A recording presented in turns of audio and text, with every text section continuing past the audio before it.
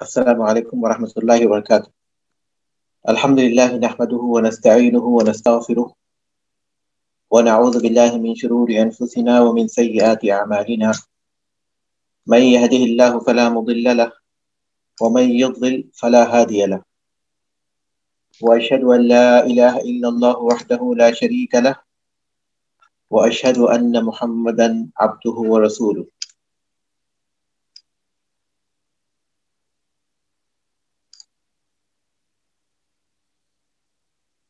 معزز طلبہ و طالبات،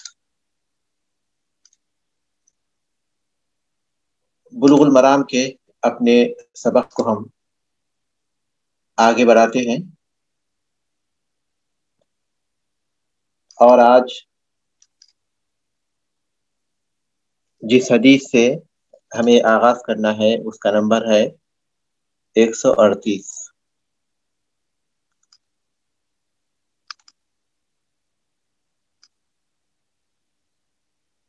اور یہ بابو کیفیت الصلاح کی حدیث ہے، نماز کی کیفیت کی حدیث ہے، یعنی نماز کی کیفیت کے تعلق سے ہے۔ وعن علی بن ابی طالب رضی اللہ عنہ عن رسول اللہ صلی اللہ علیہ وسلم انه كان اذا قام الى الصلاة قال وجهت وجهي للذي فطر السماوات والارض الى قوله من المسلمين اللهم انت الملك لا اله الا انت ربي وانا عبدك الى اخره، رواه مسلم۔ وفي روایت له ان ذلك في صلاة الليل۔ اس حدیث کی ترجمانی ہے، علی بن ابی طالب رضی اللہ تعالیٰ عنہ سے روایت ہے، وہ اللہ کے رسول صلی اللہ علیہ وسلم کے بارے میں بیان کرتے ہیں کہ جب آپ نماز کے لیے کھڑے ہوتے تو یہ دعا پڑھتے، یعنی یہ کہتے، نماز کے لیے کھڑے ہوتے تو یہ کہتے وجہت وجہی للذی فطر السماوات والارض، اس قول تک من المسلمین تک۔ پھر یہ بھی پڑھتے اللہم انت الملک لا الہ الا انت ربی وانا عبدک الی آخرہ۔ یہ حدیث صحیح مسلم میں ہے، اور صحیح مسلم کی ایک روایت میں ہے کہ یہ آپ نماز تہجد میں پڑھتے تھے، رات کی نماز میں پڑھا کرتے تھے۔ حدیث کا باب سے تعلق تو بالکل واضح ہے، نماز کی کیفیت کے بارے میں ہے۔ رسول اللہ صلی اللہ علیہ وسلم جب نماز کے لیے کھڑے ہوتے اور اللہ اکبر کہتے تو یہ دعا پڑھتے تھے تکبیر تحریمہ کے بعد، یعنی دعائے استفتاح کے طور پر۔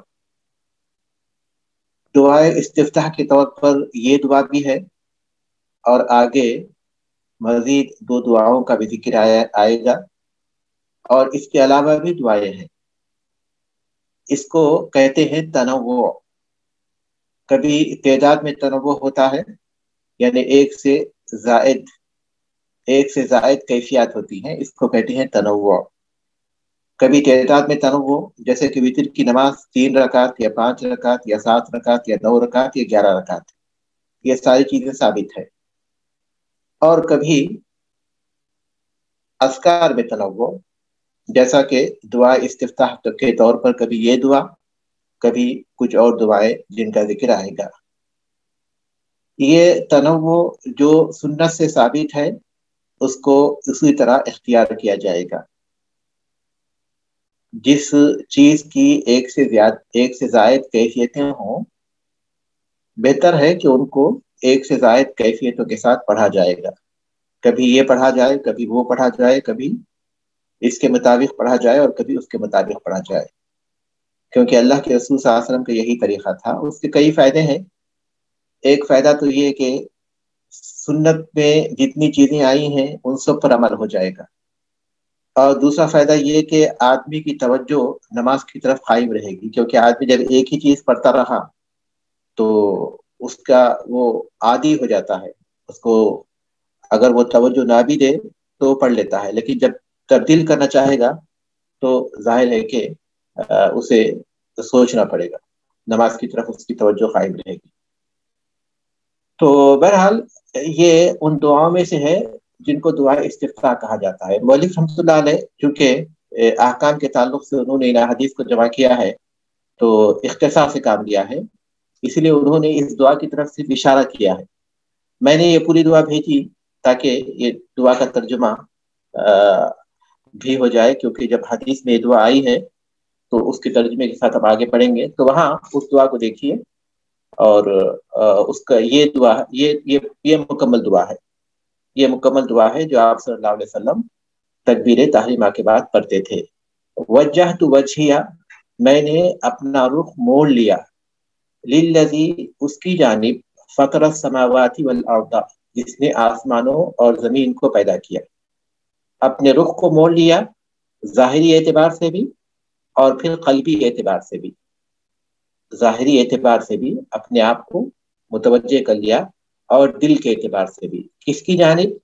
اس ذات کی جانب جس نے آسمانوں و زمین کو بغیر کسی سابق مثال کے پیدا کیا، بغیر کسی سابق مثال کے پیدا کیا۔ یہ فطرہ کے معنی ہے۔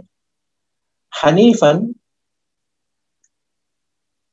حنیفاً کہتے ہیں مائل ہونا، حق کی طرف مائل ہونا۔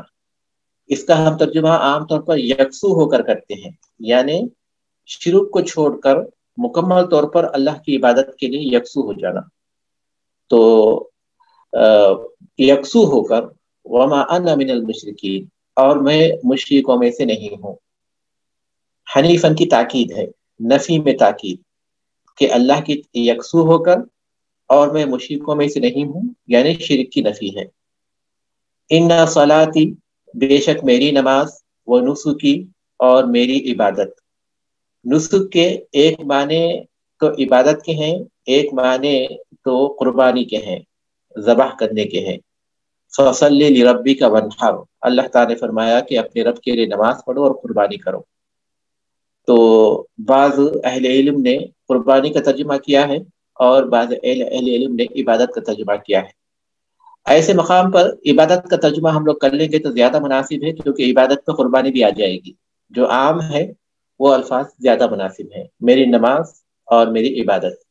نماز کے بعد عبادت کا ذکر، جبکہ نماز عبادت میں داخل ہے، تو یہ اہمیت کے لیے نماز کو واضح کیا گیا، اہمیت کے لیے نماز کو واضح کیا گیا جو عبادت کی ایک اہم ترین شکل ہے۔ پھر اس کے بعد عمومی طور پر عبادت کا ذکر کیا گیا، میری نماز، میری عبادت، وہ محیا، اور میرا جینا، وہ مماتی، اور مرنا، للہ رب العالمین، اللہ ہی کے لیے ہے جو سارے جہانوں کا رب ہے۔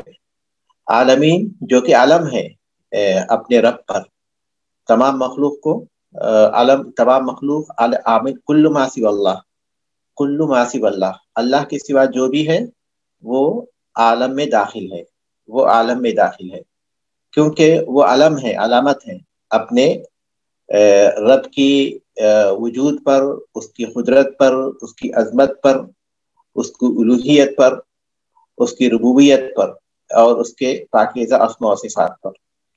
تو میرا جینا اور مرنا اللہ ہی کے لیے ہے، یہ اخلاص کا اعلان ہے، جو سارے جہانوں کا رب ہے۔ لا شریک لہ، اس کا کوئی شریک نہیں ہے۔ وہ بذالک امرت، اور اسی کا مجھے حکم دیا گیا ہے۔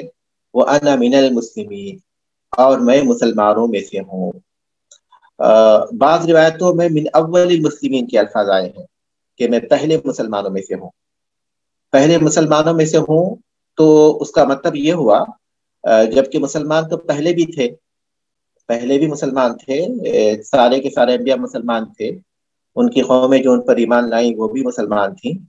تو اس وقت من اول المسلمین کے یا اول المسلمین کے معنی یہ ہوں گے کہ اس امت کے اعتبار سے، اس امت کے اعتبار سے اللہ کے رسول صلی اللہ علیہ وسلم سب سے پہلے ایمان لانے والے ہیں، اس اعتبار سے۔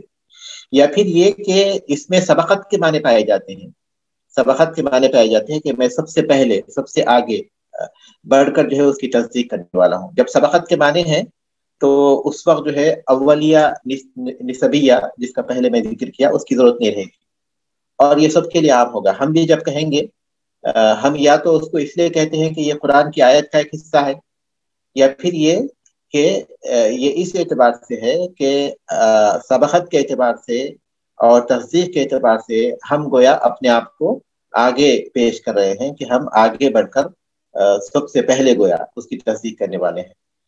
تو اس معنی کے اعتبار سے اول کے الفاظ بھی وہاں بالکل صحیح ہیں جیسا کہ آئے ہوئے ہیں۔ اللہم انت الملک، اے اللہ تو بادشاہ ہے۔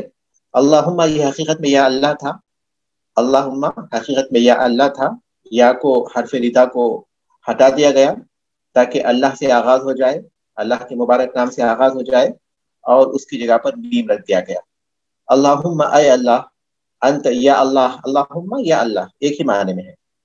انت الملک تو ہی بادشاہ ہے، لا الہ الا انت تیرے سوا کوئی معبود نہیں، انت ربی تو ہی میرا رب ہے، وانا عبدک اور میں تیرا بندہ ہوں، ظلمت نفسی میں نے اپنی نفس پر ظلم کیا، واعترفت بذنبی اور میں نے اپنے گناہوں کا اقرار کیا، فاغفر لی ذنوبی جمیعا میرے سارے گناہوں کو بخش دے، میرے سارے گناہوں کو بخش دے، انہ لا یغفر الذنوب الا انت تیرے سوا کوئی گناہوں کو نہیں بخشتا۔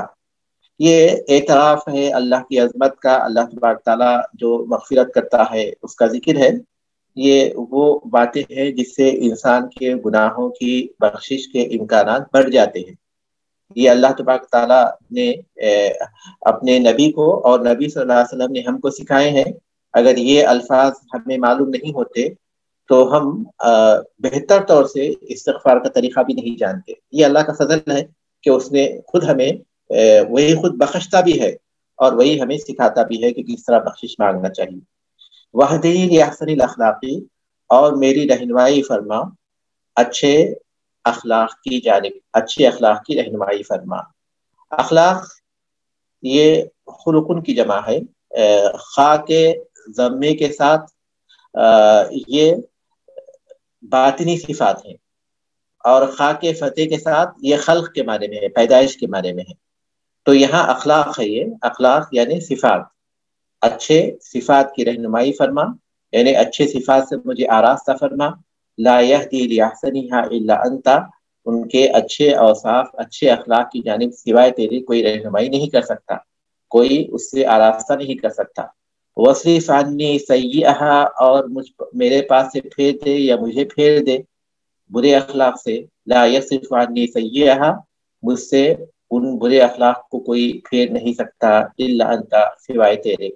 لبیک وسعدیک یہ اپنی حاضری کا اعلان ہے، حاضر ہوں حاضر ہوں، والخیر کلہ فی یدیک خیر سارا کا سارا تیری جانب سے ہے، تو ہی اس کا مالک ہے، خیر سارا کا سارا تیری جانب سے ہے اور تو ہی اس کا مالک ہے۔ والشر لیس الیک اور شر تیری جانب سے نہیں ہے، شر تیری جانب سے نہیں ہے، یہ شر کے اعتبار سے۔ دیکھیے تخلیق کے اعتبار سے اللہ کی جانب سے ہے، اللہ کی کائنات میں، اللہ کی کائنات میں اللہ کے علاوہ جتنے بھی ہیں سب مخلوق ہیں، تخلیق کے اعتبار سے وہ اللہ ہی کی جانب سے ہے، لیکن اللہ کے کسی فعل میں شر نہیں ہوتا، جو شر ہے وہ مخلوق میں ہے، وہ مخلوق میں ہے۔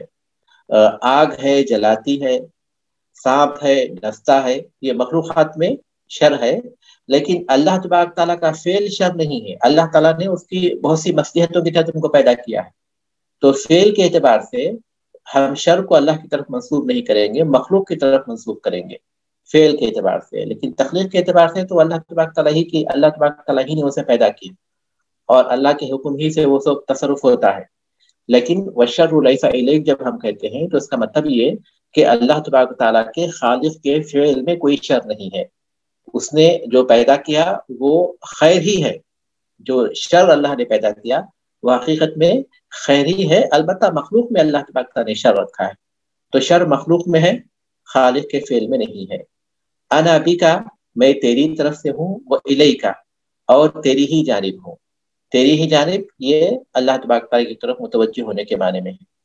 تبارکتا تو بابرکت ہے، وتعالیتا اور بلند ہے، استغفرک میں مغفرت طلب کرتا ہوں، واتوب الیک اور تیری ہی طرف رجوع کرتا ہوں۔ یہ الفاظ ہیں، بہت ہی اچھے الفاظ ہیں۔ یہ تکبیر تحریمہ کے بعد استفتاح کے طور پر جو الفاظ کہے جاتے ہیں ان میں سے ہیں۔ یہ حدیث صحیح مسلم میں ہے، اور صحیح مسلم کی ایک روایت میں ہے کہ یہ آپ صلی اللہ علیہ وسلم رات کی نماز میں کہا کرتے تھے۔ اگر ان الفاظ کو قبول کیا جائے گا تو اس کا مطلب یہ ہوا کہ استفتاح کے یہ الفاظ تہجد کے ساتھ خاص ہوں گے، قیام اللیل کے ساتھ خاص ہوں گے۔ فرض نمازوں میں اور دوسری سنتوں میں اس کو نہیں پڑھا جائے گا، فرض نمازوں میں اور دوسری سنتوں میں اس کو نہیں کہا جائے گا اگر ان الفاظ کو ہم صحیح مانتے ہیں۔ لیکن اس سلسلے میں اہل علم جو بیان کرتے ہیں وہ یہ کہ مولانا عبد الرحمن مبارک پوری رحمہ اللہ، جن کی مشہور شرح ہے تحفۃ الاحوذی، سنن ترمذی کی شرح، انہوں نے سنن ترمذی کی شرح کی تحفۃ الاحوذی کے نام پر، بہت ہی عالمانہ کتاب ہے، تو انہوں نے اس موضوع پر بھی گفتگو کی ہے، اس دعائے افتتاح پر بھی گفتگو کی ہے، اور وہ بیان کرتے ہیں کہ یہ حدیث صحیح مسلم کے باب صلاۃ اللیل میں 2 طریق سے منقول ہے، یہ حدیث 2 طریق سے منقول ہے، ان میں کہیں بھی یہ مذکور نہیں ہے کہ یہ آپ صلی اللہ علیہ وسلم رات کی نماز میں پڑھتے تھے۔ حوالہ یہاں صحیح مسلم کا ہے، لیکن جب ہم صحیح مسلم کی طرف رجوع کرتے ہیں تو صحیح مسلم میں یہ موجود نہیں ہے کہ انہوں نے یہ لکھا ہو کہ یہ آپ صلی اللہ علیہ وسلم رات کی نماز میں پڑھتے تھے۔ اسی طرح ترمذی میں بھی یہ ابواب الدعوات میں 3 طریقے سے آئی ہے، لیکن کہیں بھی یہ مذکور نہیں ہے کہ آپ یہ صرف رات کی نماز ہی میں پڑھتے تھے۔ اسی طرح ابو داؤد میں بھی ہے، تو کہیں بھی یہ مذکور نہیں ہے کہ رسول اللہ صلی اللہ علیہ وسلم نے اس کو صرف رات کی نماز میں پڑھا ہو۔ تو چونکہ یہ تخصیص یہاں جو آئی ہے بلوغ المرام میں، یہ اصل کے اعتبار سے اس کا وجود نہیں ہے، اصل کے اعتبار سے اس کا وجود نہیں ہے، مطلب ہے کہ صحیح مسلم میں وہ بات مذکور نہیں ہے، تو اس لیے یہ دعا استفتاح بھی عام ہے، اسے فرض میں بھی پڑھ سکتے ہیں، سنتوں میں بھی پڑھ سکتے ہیں، اور قیام اللیل میں بھی پڑھ سکتے ہیں۔ اس کے بعد کی حدیث ہے وعن ابی ہریرہ رضی اللہ شیخ جی صاحب سوری، معذرت چاہتی ہوں، تو میں یہ پوچھنا چاہ رہی تھی پھر یہ یہاں پہ کیوں مطلب لکھا ہوا ہے کہ صحیح مسلم میں اس طرح سے ہے جبکہ صحیح ابھی ہو مسلم میں جاتا ہے، موجود نہیں؟ کبھی کبھی کسی اچھا مؤلف کے قلم سے کوئی بات نکل جاتی ہے، یا ہو سکتا ہے کہ انہوں نے کہیں کچھ پڑھا تھا ہوگا تو اس بنیاد پر لکھ دیا، ورنہ جب صحیح مسلم کی طرف رجوع کریں گے تو اس میں یہ الفاظ نہیں ہیں۔ اب امام مسلم رحمۃ اللہ علیہ نے خود یہ الفاظ نقل نہیں کیے اور انہوں نے صحیح مسلم کا حوالہ دیا ہے، تو اس کا مطلب یہ کہ ہو سکتا ہے انہیں وہم ہو گیا، انہیں غلطی لگ گئی، مطلب یا جی کہیں اور انہوں نے پڑھا اور ان کو لگا کہ صحیح مسلم میں پڑھا۔ ٹھیک ہے، جزاک اللہ خیر۔ وعن ابي هريره رضي الله عنه قال كان رسول الله صلى الله عليه وسلم اذا كبر للصلاه سكت هنيهه قبل ان يقرأ فسألته فقال اقول اللهم باعد بيني وبين خطاياي كما باعدت بين المشرق والمغرب اللهم نقني من خطاياي كما ينقى الثوب الابيض من الدنس اللهم اغسلني من خطاياي بالماء والثلج والبرد متفق علیہ۔ ترجمانی ہے، ابو ہریرہ رضی اللہ تعالیٰ عنہ سے روایت ہے، کہتے ہیں کہ اللہ کے رسول صلی اللہ علیہ وسلم جب اللہ اکبر کہہ دیتے نماز میں تو تھوڑا سا وقفہ فرماتے، سکتہ خاموش ہو جاتے، ہنیہتاً کچھ دیر کے لیے، قبل ان یقرأ قرات کرنے سے پہلے، الحمدللہ رب العالمین قرات کا آغاز کرنے سے پہلے آپ صلی اللہ علیہ وسلم اللہ اکبر کہنے کے بعد تھوڑا سا رکتے تھے۔ فقال تو کہتے ہیں فسألته تو میں نے آپ صلی اللہ علیہ وسلم سے پوچھا کہ آپ کے اس سکتے کا سبب کیا ہے؟ فقال آپ نے فرمایا اقول میں کہتا ہوں اللہم باعد بینی، اے اللہ تعالیٰ دوری ڈال دے میرے وبین خطایائی اور میرے گناہوں کے درمیان، کما باعدت بین المشرق والمغرب جیسے تو نے مشرق و مغرب میں دوری ڈال دی ہے۔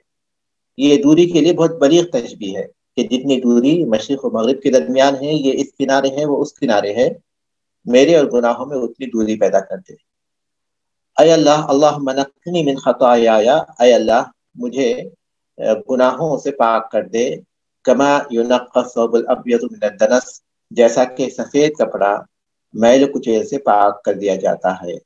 سفید کپڑے کا ذکر اس لیے ہے کہ اس پر میل صاف طور پر نظر آتا ہے، صاف طور پر نظر آتا ہے، جبکہ دوسرا کپڑا ہو سکتا ہے کہ اس پر میل ہو، صاف نہ ہوا ہو لیکن پھر بھی نظر نہیں آتا، لیکن سفید کپڑے پر اگر تھوڑا بھی میل رہے تو نظر آتا ہے۔ تو جس طرح سفید کپڑا میل و کچیل سے پاک ہو جاتا ہے، اسی طرح مجھے میرے گناہوں سے پاک کر دو۔ اللہم اغسلنی من خطایا، اے اللہ تعالیٰ میرے گناہوں کو دھو دے، بالمائی پانی سے، والثلجی برف سے، والبردی اولوں سے۔ اول جو کہ اولے برستے ہیں بادل سے، اس کو کہتے ہیں۔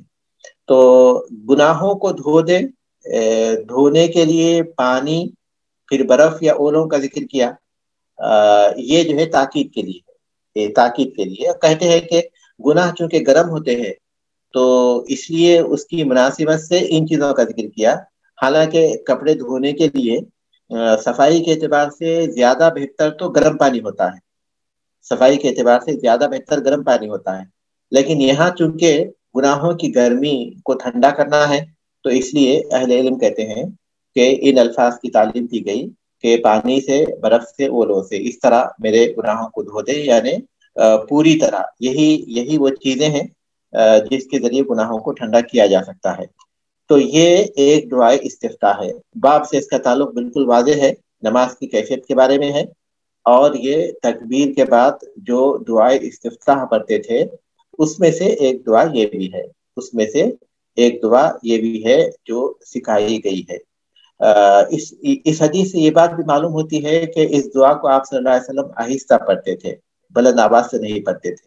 اس کا مطلب یہ کہ دعا استفتاح یہ آہستہ پڑھیں گے، کیونکہ رسول اللہ صلی اللہ علیہ وسلم سکوت تو فرماتے تھے لیکن اس سکوت میں کیا پڑھتے تھے یہ معلوم نہیں تھا ابو ہریرہ رضی اللہ تعالیٰ کو، کیونکہ وہ سنتے نہیں تھے، سنائی نہیں تھا، کیونکہ آپ آہستہ پڑھتے تھے۔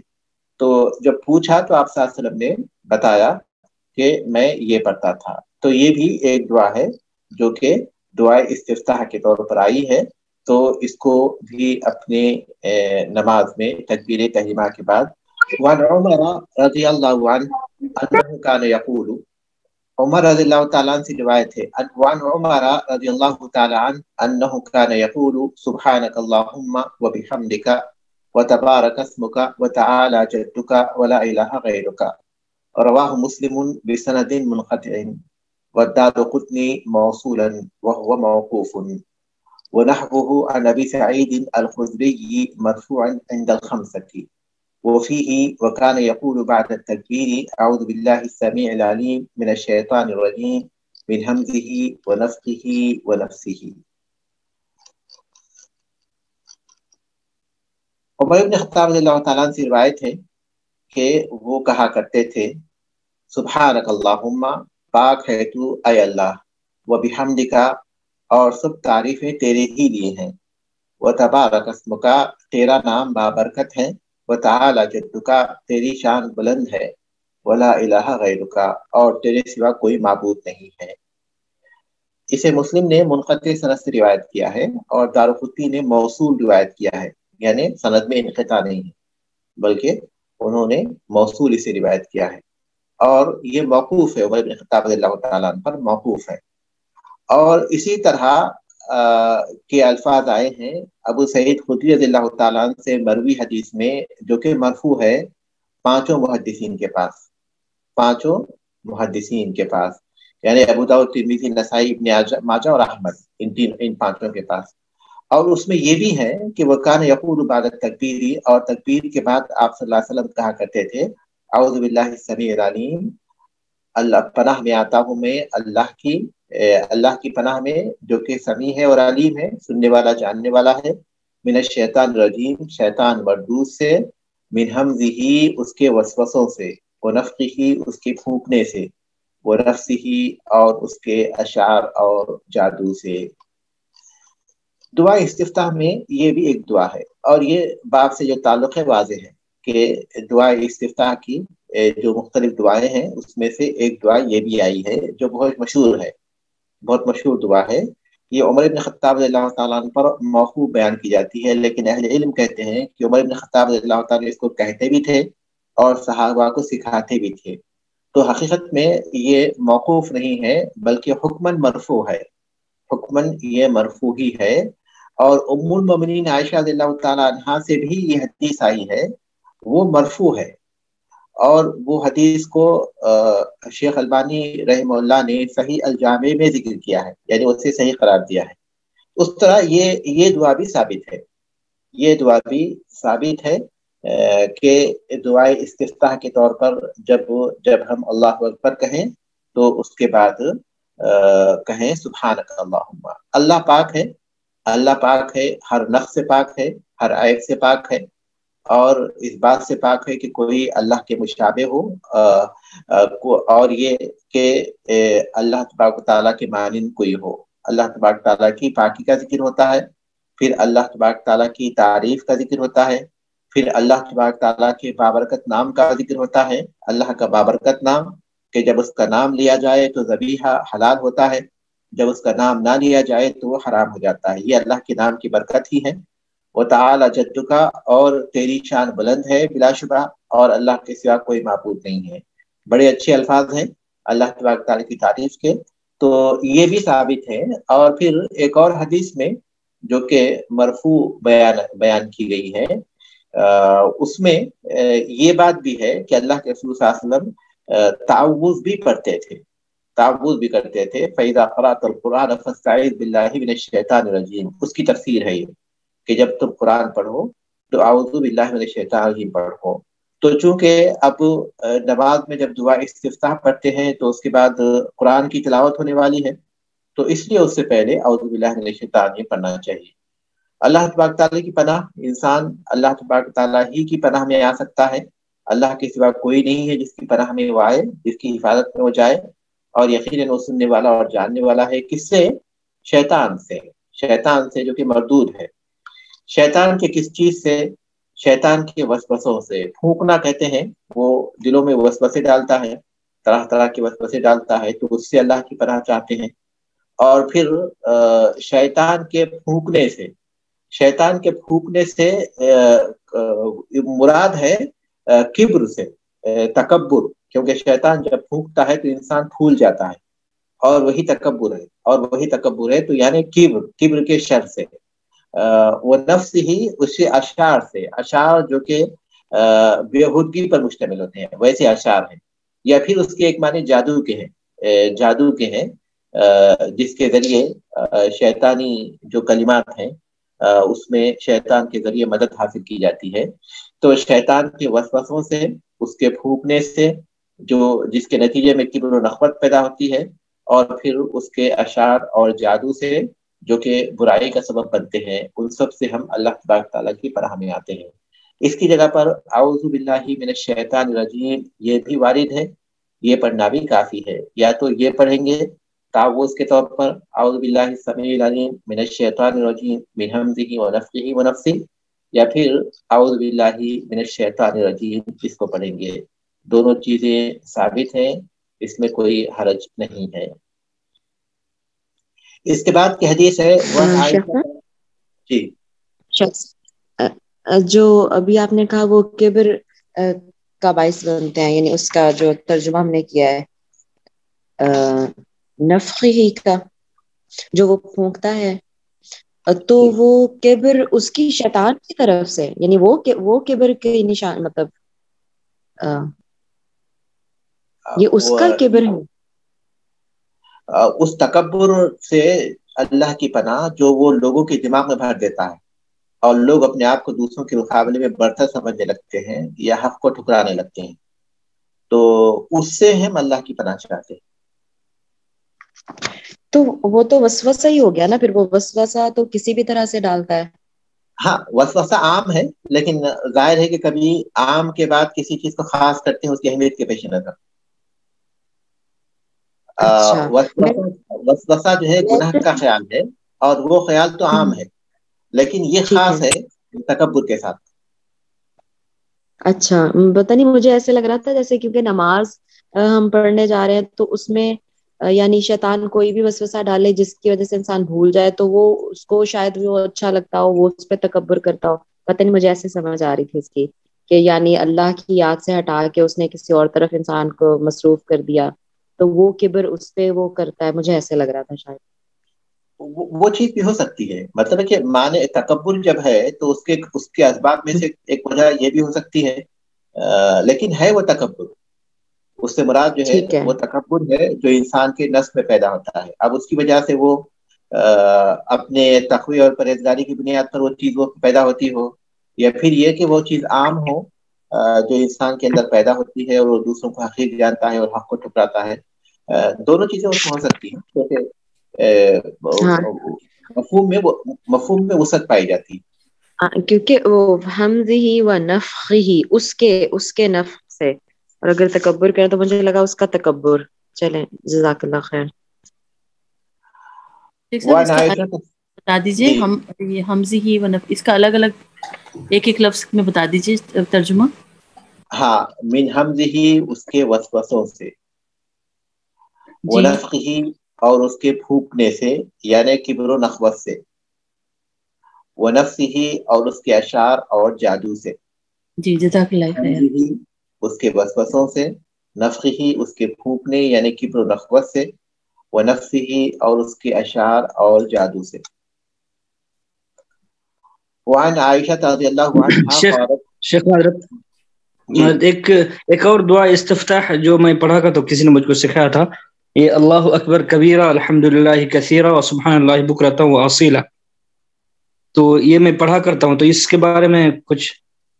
اللہ اکبر کبیرہ الحمدللہ کثیرہ سبحان اللہ بکرۃ و اصیلہ دعا استفتاح کے طور پر معروف تو نہیں ہے یہ، البتہ ایک سے زائد طریقے اور بھی آئے ہیں دعا استفتاح کے. اس میں سے کچھ رات کی نماز کے ساتھ خاص ہے اور کچھ جو ہے عام ہے. کچھ عام ہے اور کچھ رات کی نماز کے ساتھ خاص ہے. اب جہاں تک اس بات کا تعلق ہے کہ اللہ اکبر کبیرہ الحمدللہ کثیرہ سبحان اللہ بکرۃ و اصیلہ. ایک منٹ میں ذرا اس کو دیکھ لیتا ہوں. اس سلسلے میں صحیح مسلم کی حدیث ہے جو عبداللہ بن عمر سے ہے کہ ہم رسول اللہ صلی اللہ علیہ وسلم کے ساتھ نماز پڑھ رہے تھے کہ ایک آدمی نے، لوگوں میں سے ایک آدمی نے کہا اللہ اکبر کبیرہ والحمدللہ کثیرہ وسبحان اللہ بکرۃ و اصیلہ. تو اس کے بعد اللہ کے رسول صلی اللہ علیہ وسلم نے پوچھا کہ کس نے یہ الفاظ کہے ہیں؟ تو ایک آدمی نے کہا کہ میں. تو آپ نے فرمایا کہ یہ کلمات مجھے اچھے لگے، اس کے لیے آسمان کے دروازے کھول دیے گئے. ابن عمر رضی اللہ عنہ کہتے ہیں کہ جب سے میں نے سنا اس وقت سے میں نے اس کو نہیں چھوڑا. تو سنت تقریری سے یہ کلمات ثابت ہیں، افتتاح کے طور پر یہ کلمات بھی تقریری سنت سے ثابت ہیں، صحیح ہیں، پڑھ سکتے ہیں. شیخ اگر یہ یعنی یہ سبحانک اللہم و بحمدک یہ والا اور اس کے ساتھ جو پیچھے دعائیہ ہے اس میں تو اللہ کی تعریف ہے، اور یہ پیچھے جو اللہم باعث بینی اس کے اندر دعا ہے گناہوں سے معافی کی، تو کیا یہ دونوں ساتھ پڑھے جا سکتے ہیں؟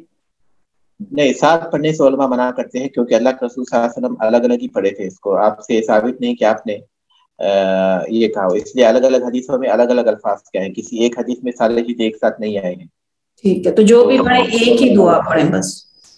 جمع نہیں کرنا چاہیے جی بلکہ ایک ہی پڑھنا چاہیے، ایک وقت میں ایک ہی پڑھنا چاہیے، اسے جمع نہیں کرنا چاہیے. جی جزاک اللہ خیر. خود کو پڑھنے کی کوشش کریں لیکن الگ الگ پڑھیں، ایک ساتھ نہیں. اس کے بعد کی حدیث کی طرف جائیں گے ہم لوگ.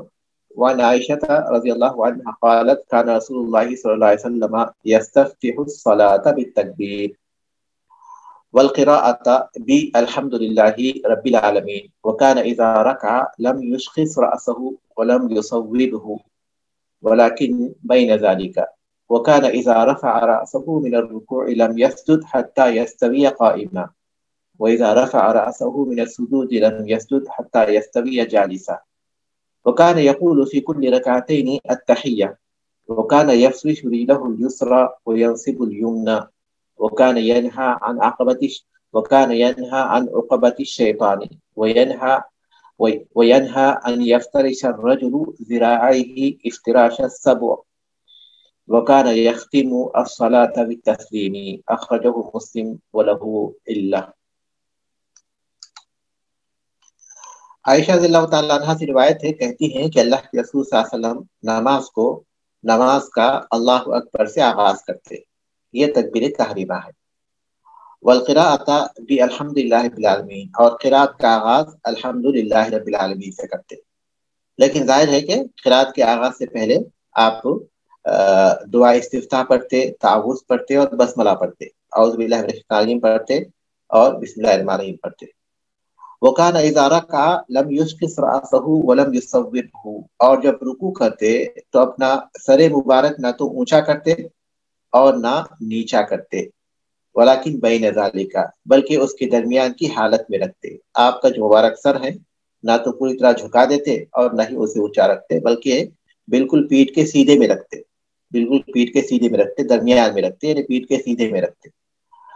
وَكَانَ إِذَا رَفَعَ رَأْسَهُ مِنَ الرُّكُوعِ لَمْ يَسْجُدْ حَتَّى يَسْتَوِيَ قَائِمًا، اور جب رکوع سے سر اٹھاتے تو آپ اس وقت تک سجدے میں نہ جاتے جب تک کہ بالکل سیدھے کھڑے نہ ہو جاتے۔ اس سے پہلے بھی ایک حدیث میں ہم لوگ پڑھ چکے ہیں جو ابو حمید الساعدی رضی اللہ تعالیٰ سے بنوی تھی کہ اطمینان کے ساتھ آپ کھڑے ہو جاتے۔ وَإِذَا رَفَعَ رَأْسَهُ مِنَ السُّجُودِ لَمْ يَسْجُدْ حَتَّى يَسْتَوِيَ جَالِسًا، اور جب آپ سجدے سے سر اٹھاتے تو دوسرا سجدہ اس وقت تک نہیں کرتے جب تک کہ ٹھیک آرام سے بیٹھ نہ جاتے۔ الجلوس بین السجدتین، الجلوس بین السجدتین اس سے مراد ہے۔ وَكَانَ يَقُولُ فِي كُلِّ رَكَعَتَيْنِ التَّحِيَّةُ، اور آپ ہر دو رکعت میں تشہد پڑھتے، التحیات للہ والصلوات، تفصیل کے ساتھ یہ دعا بعد میں آئے گی انشاءاللہ۔ وَكَانَ يَفْرِشُ رِجْلَهُ الْيُسْرَى وَيَنْصِبُ الْيُمْنَى، اور اپنے بائیں پاؤں کو زمین پر بچھا لیتے اور دائیں کو قائم رکھتے۔ یہ بھی اس سے پہلے حدیث میں گزر چکا ہے۔ افتراش جسے ہم کہتے ہیں، بیٹھنے کی کیفیت، دو رکعت کے بعد آپ کے بیٹھنے کی کیفیت کہ اپنے بائیں پاؤں کو زمین پر بچھا لیتے، اس پر بیٹھتے اور دائیں پیر کو کھڑا رکھتے۔ وکانا، اور اس کی انگلیاں جو ہے قبلہ رخ ہوا کرتی۔ وکانا ینہا عن عقبۃ الشیطان، اور شیطان کی چوکڑی مارنے سے منع فرماتے تھے، شیطان کی چوکڑی مارنے سے منع فرماتے تھے۔ اس کو عقبۃ الشیطان کہتے ہیں اور اس کو اقعاء بھی کہتے ہیں۔ میں اس کی تشریح کروں گا ان اوراق کی روشنی میں جو آپ کے پاس میں بھیجا ہوں۔ پہلے ہم لوگ حدیث کا ترجمہ کر لیتے ہیں۔ تو اس سے آپ منع کرتے عقبۃ الشیطان سے، شیطان کی چوکڑی مارنا کہتے ہیں اس کو، شیطان کی چوکڑی مارنا، شیطان کی چوکڑی سے منع فرماتے۔ وَيَنْهَا أَنْ يَفْتَرِشَ الرَّجُلُ ذِرَاعَيْهِ افْتِرَاشَ السَّبْعِ، اور درندوں کی طرح بازو آگے نکال کر بیٹھنے سے بھی منع فرماتے، اور منع فرماتے کہ آدمی افتراش کرے، اپنے دونوں ہاتھوں کو بچھا دے جس طرح کے درندے بچھا کر بیٹھتے ہیں۔ وَكَانَ يَخْتِمُ الصَّلَاةَ بِالتَّسْلِيمِ، نماز آپ تو السلام علیکم ورحمۃ اللہ سے ختم کرتے۔ اس کی سند میں علت پائی جاتی ہے۔ اس کی علت کی وجہ علماء یہ بیان کرتے ہیں کہ اس حدیث کو ابو الجوزا رحمہ اللہ نے حضرت عائشہ رضی اللہ تعالیٰ عنہا سے روایت کیا ہے، اور ابو الجوزا کا حضرت عائشہ سے سیما ثابت نہیں ہے، اس لیے اس کی سند پہ علت پائی جاتی ہے۔ یعنی ابو الجوزا چونکہ حضرت عائشہ سے سیما ثابت نہیں ہے، اس وجہ سے اسے معلول کہا ہے، لیکن ظاہر ہے کہ حدیث کے جتنے بھی الفاظ ہیں یہ بالکل دوسرے احادیث کی روشنی میں بھی صحیح ہے۔ تو اس میں کئی باتیں ہیں۔ شیخ یہ آپ نے کہا وَيَنْهَا أَن يَفْتَرِشَ الرَّجُلُ ذِرَاعَيْهِ افْتِرَاشَ السَّبْعِ، اس میں آپ نے جو ترجمہ کیا کہ جانور کی طرح وہ کرے، تو وہ کس لفظ سے ہے؟ ذراعی سے؟ سب نہیں، ذرا تو بازو ہیں، ہاتھ ہیں، ذرا تو بازو کو کہتے ہیں۔ یفترش الرجل، بچھا دے آدمی، ذراعیہ، اپنے دونوں بازو کو۔ تو یہ سب ہے جانور، سب وہ درندے، ہاں درندے کو کہتے ہیں سب۔ جزاک اسی سبا اسی سے ہے، جانور جمع ہے۔ ینہا منع کرتے، ان یفترشا کے بچھا دے، الرجل آدمی، ذراعیہ اپنے دونوں بازوؤں کو، افتراش السبع درندوں کے بچھانے کی طرح۔ اب آئیے ہم لوگ یہ دونوں باتیں سمجھیں گے، باقی ساری باتیں تو اس سے پہلے حدیث میں گزر چکی ہیں، کوئی چیز اس میں ایسی نہیں ہے جس کے تفہیم کی ضرورت ہو۔ البتہ جو عقبۃ الشیطان ہے اور پھر افتراش السبع ہے، اس کو ہم لوگ سمجھیں گے، میں نے جو الفاظ آپ کے سامنے بھیجے ہیں اس کی روشنی میں۔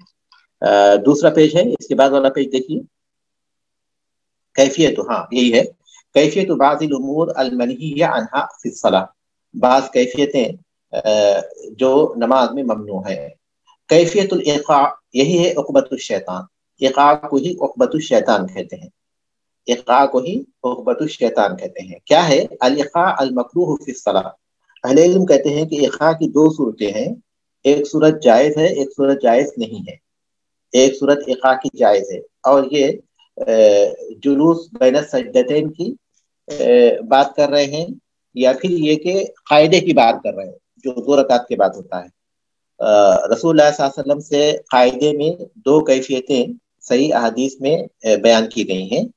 ایک کیفیت تو افتراش کی ہے، آدمی اپنا بایاں پاؤں بچھا دے، اس پر بیٹھے، اور پھر یہ کہ اپنے دائیں پیر کو کھڑا، اسے جو ہے کھڑا رکھے، اس کو افتراش کہتے ہیں۔ یہ دوسری رکعت کے بعد آپ اسی طرح بیٹھتے تھے۔ اور دوسرا جو بیٹھنے کی کیفیت ہے، اس کو ہم تورک کہتے ہیں، جو ہم لوگ پڑھ چکے ہیں 4 رکعت کے بعد آپ صلی اللہ علیہ وسلم جو دوسرا قاعدہ ہے اس میں آپ تورک کیا کرتے تھے۔ یہ 2 کیفیتیں آئی ہیں۔ ایقاع یہ ایک تیسری کیفیت ہے، اور کہتے ہیں کہ ایقاع کی 2 صورتیں ہیں، ایک مکروہ ہے اور ایک جائز ہے۔ تو یہ جو عبارت آپ کے سامنے ہے، یہ شیخ بن باز رحمۃ اللہ علیہ کے ایک فتوے کی عبارت ہے۔ اس کو میں اسی طرح پڑھتا ہوں تاکہ آپ اس کو اچھی طرح سمجھ جائیں۔ الايقاع المکروہ فی الصلاۃ، ایقاع جو کہ نماز میں مکروہ ہے، وہ کیا ہے؟ ہوا ان ينصب فخذیہ وساقیہ، وہ یہ ہے کہ آدمی اپنے دونوں پنڈلیوں اور رانوں کو کھڑا رکھے، دونوں پنڈلیوں کو بھی اور رانوں کو بھی کھڑا رکھے۔ وَيَعْتَمِدَ عَلَى يَدَيْهِ، اور اپنے ہاتھوں پر اعتماد کرے، ہاتھوں پر ٹیک لگائے، اپنے دونوں ہاتھوں پر، حال جلوس ہی، اپنے بیٹھنے کے دوران، کیقاع الکلبی، جیسا کہ کتے کے بیٹھنے کی کیفیت ہے، ابھی ذئبی یا بھیڑیے کی، ونحو ذالک، اور دوسرے جانوروں کی۔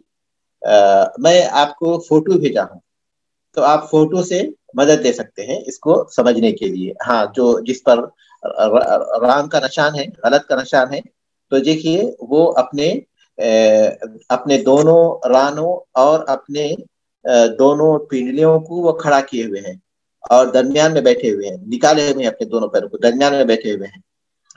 اور پھر یہ کہ اپنے ہاتھوں کو آگے کر لے، ہاتھوں کو آگے کر لے، وہ یعتمد علی یدیہ، اور اپنے ہاتھوں پر ٹیک لگا دے بیٹھنے کے دوران، اپنے ہاتھوں کو آگے نکال کر، اپنے ہاتھوں کو اپنے رانوں پر نہیں رکھے بلکہ آگے نکال کر رکھے۔ وہ یسمى عقبۃ الشیطان، اسی کو عقبۃ الشیطان کہتے ہیں، کما فی حدیث عائشہ انہا عقبۃ الشیطان، جیسا کہ عائشہ رضی اللہ تعالیٰ عنہ کی حدیث میں ہے کہ وہ عقبۃ الشیطان ہے، شیطان کی چوکڑی ہے۔ والحدیث الاخر نہا عن الايقاع كايقاع الكلب، اور دوسری حدیث میں ہے کہ آپ نے ایقاع سے منع فرمایا کلب کے، کتے کے ایقاع کی طرح، قوله اذا جلس بين السجدتين، اس وقت جب کہ وہ 2 سجدوں کے درمیان بیٹھے، او للتشہد، یا پھر تشہد میں بیٹھے، ینصب فخذیہ وساقیہ، کہ وہ اپنے رانوں کو اور اپنی پنڈلیوں کو، فخذیہ اپنے دونوں رانوں کو، وساقیہ اپنے دونوں پنڈلیوں کو وہ کھڑا کر کے، وَيَعْتَمِدُ عَلَى يَدَيْهِ، اور اپنے ہاتھوں پر ٹیک لگائے۔ هذا هو الإيقاع المنهي عنه، یہ ایقاع ہے جس سے منع کیا گیا ہے۔ ٹھیک ہے، یہ ایقاع، اس کی یہ کیفیت ہے کہ اپنے دونوں رانوں اور پنڈلیوں کو کھڑا کر کر اپنے سرین پر بیٹھے اور اپنے ہاتھوں کو آگے رکھ کر اس پر ٹیک لگائے، یہ ایقاع القلب ہے، یہ ایقاع القلب ہے، یہ منع ہے۔ وَهُنَاكَ إِيقَاعٌ مَشْرُوعٌ، اور دوسرا ایقاع ہے جو کہ مشروع ہے، ذکرہ ابن عباس رضی اللہ عنہما، اسے ابن عباس اللہ تعالیٰ عنہما نے ذکر کیا ہے، وَأَنَّهُ مِنَ السُنَّةِ، اور وہ سنت ہے، وَهُوَ أَنْ يَجْلِسَ عَلَى عَقِبَيْهِ، اور وہ یہ ہے کہ وہ اپنے دونوں پنڈلیوں پر بیٹھے، بین السجدتین، 2 سجدوں کے درمیان، وَيَدَاهُ عَلَى فَخِذَيْهِ، اور اپنے دونوں ہاتھ اس کے ران پر ہوں، بیٹھے پنڈلیوں پر، اپنے پنڈلیوں پر بیٹھے، یعنی دونوں پیروں کو کھڑا کرتے، دونوں پیروں کو کھڑا رکھے، پنڈلیوں پر بیٹھے، اور اپنے ہاتھوں کو آگے نکال کر نہیں بلکہ اپنے رانوں پر رکھے۔ وَيَجْلِسُ عَلَى عَقِبَيْهِ، اور وہ بیٹھے اپنے پنڈلیوں پر اپنے دونوں پنڈلیوں کو کھڑا کر کر اپنے پنڈلیوں پر بیٹھے اور اپنے ہاتھوں کو اپنے ران پر رکھے. ھذا من السنہ، یہ سنت ہے. ثبت عن ابن عباس رضی اللہ تعالیٰ عنہما انہ من السنہ، ابن عباس اللہ تعالیٰ سے یہ ثابت ہے کہ وہ سنت ہے. ولكن الافضل منه ان يفترش، لیکن افضل یہی ہے، اس سے افضل یہی ہے کہ آدمی افتراش کرے. ان يفرش اليسرى وينصب اليمنى، کہ اپنے بائیں پیر کو بچھائے اور دائیں پیر کو کھڑا رکھے. حال الجلوس بین السجدتین او فی التشہد، جلوس کی حالت میں، بیٹھنے کی حالت میں، خواہ وہ دو سجدوں کے درمیان ہو یا او فی التشہد الاول، یا پھر تشہد اول میں ہو. یفرش الیسرى، کہ اپنے بائیں پیر کو بچھائے. وینصب الیمنی، اور اپنے دائیں پیر کو کھڑا رکھے. ھذا هو الافضل والاکثر فی الاحادیث، یہی افضل ہے اور یہی اکثر احادیث میں آیا ہے. ٹھیک ہے، تو آپ لوگ سمجھ گئے نا دونوں ایقاع کا جو فرق ہے، دونوں ایقاع کا جو فرق ہے وہ آپ سمجھ گئے. پہلے میں کیا ہے، اپنے دونوں پنڈلیوں اور رانوں کو کھڑا رکھ کر ہم لوگ بیچ میں بیٹھ رہے ہیں اور اپنے ہاتھوں کو آگے کیے ہوئے، اپنے ران پر نہیں بلکہ آگے کیے ہوئے، یہ منع ہے. لیکن اپنے دونوں پنڈلیوں کو کھڑا کر کر اس پر بیٹھنا اور اپنے ہاتھوں کو اپنے ران پر رکھنا، یہ کہتے ہیں کہ یہ ابن عباس اللہ تعالیٰ سے ثابت ہے کہ یہ سنت ہے. لیکن راجح قول یہی ہے کہ ایقاع کی کوئی بھی کیفیت ہو، ایقاع کی کوئی بھی کیفیت ہو، وہ جائے، وہ مکروہ ہے. ابن عباس صلی اللہ تعالیٰ جو سنت کہتے ہیں تو اہل علم کہتے ہیں کہ بہت ممکن ہے کہ اسے منسوخ کیا گیا ہو لیکن ان کو اس کا علم نہ ہوا ہو. تو ایقاع کی کیفیت چاہے یہ ہو چاہے وہ ہو، بعض اہل علم اس طرف گئے ہیں کہ ایک کیفیت جائز ہے، ایک کیفیت جائز نہیں ہے، جیسا کہ بن باز رحمۃ اللہ علیہ ہیں. لیکن ابن عثیمین رحمۃ اللہ علیہ اس طرف گئے ہیں کہ ایقاع کی کوئی بھی کیفیت ہو وہ حقیقت میں نماز میں درست نہیں ہے، کیونکہ اللہ کے رسول صلی اللہ علیہ وسلم سے دو ہی قسم کی کیفیتیں ثابت ہیں. ایک کو افتراش کہتے ہیں، دوسرے کو تورک کہتے ہیں. جہاں تک ایقاع ہے اور ابن عباس اللہ تعالیٰ کی حدیث میں آیا ہے کہ وہ سنت ہے، تو اہل علم کہتے ہیں کہ بہت ممکن ہے کہ اس کے نفس کا انہیں علم نہ ہوا ہو، کیونکہ جتنے بھی صحابہ روایت کرتے ہیں رسول اللہ صلی اللہ علیہ وسلم سے نماز کی کیفیت کو، وہ اسی طرح روایت کرتے ہیں کہ وہ افتراش کی کیفیت روایت کرتے ہیں یا پھر یہ کہ دوسرے قاعدے میں وہ تورک کی کیفیت روایت کرتے ہیں. بہرحال آپ کو یہ کیفیت سمجھانا تھا، اور راجح قول یہی ہے کہ ایقاع چاہے وہ کسی بھی شکل میں ہو اور چاہے وہ دو سجدوں کے درمیان میں ہو یا پھر پہلے تشہد میں ہو، یہ راجح قول یہی ہے کہ یہ مکروہ ہے. اس کے بعد افتراش الصبع کیا ہے؟ افتراش الصبع درندوں کے اپنے ہاتھوں کو پھیلانے کی طرح کیا ہے؟ ہوا ان یبسط ذراعیہ فی السجود، وہ یہ ہے کہ آدمی اپنے دونوں بازوؤں کو پھیلا دے سجدے میں. ولا یرفعہما عن الارض، زمین سے انہیں بلند نہ کرے، اپنے بازوؤں کو اپنے زمین پر ہی پھیلا دے، اپنے بازوؤں کو زمین پر ہی پھیلا دے، انہیں بلند مت کرے. کما یبسط السبع والکلب والذئب ذراعیہ، جس طرح کے درندے، کتا اور بھیڑیا اپنے ہاتھوں کو پھیلا دیتے ہیں. یہ دیکھیے آپ کے سامنے یہ کیفیت ہے فوٹو میں کہ اپنے ہاتھوں کو انہوں نے بلند نہیں کیا ہے بلکہ اس کو جو ہے زمین پر رکھ دیا ہے، زمین پر ہی پھیلا دیا اپنے ہاتھوں کو. تو یہ افتراش الصبع ہے، اس سے منع کیا گیا ہے. ٹھیک ہے، یہاں ہم لوگ رکتے ہیں، یہاں ہمارا سبق ختم ہوتا ہے الحمدللہ.